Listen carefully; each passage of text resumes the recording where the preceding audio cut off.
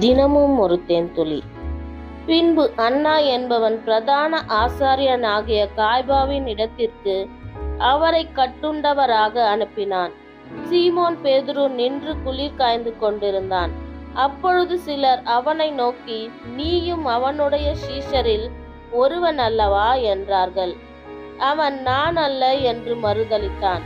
பிரதான ஆசாரியனுடைய வேலைக்காரரில் பேதுரு காதர வெட்டினவனுக்கு இனத்தான் ஆகிய ஒருவன் அவனை நோக்கி, நான் உன்னை அவனோடு கூட தோட்டத்திலே காணவில்லையா என்றான். அப்பொழுது பேதுரு மறுபடியும் மறுதலித்தான். உடனே சேவல் கூவிற்று. அவர்கள் காய்பாவின் இடத்திலிருந்து இயேசுவை தேசாதிபதியின் அரண்மனைக்கு கொண்டு போனார்கள். அப்பொழுது விடியற் காலமாய் இருந்தது. தீட்டுப்படாமல் பஸ்காவை புசிக்கத்தக்க அவர்கள் தேசாதிபதியின் அரண்மனைக்குள் பிரவேசியாதிருந்தார்கள். ஆதலால் பிலாத்து அவர்களிடத்தில் வெளியே வந்து, இந்த மனுஷர் மேல் என்ன குற்றம் சாட்டுகிறீர்கள் என்றான்.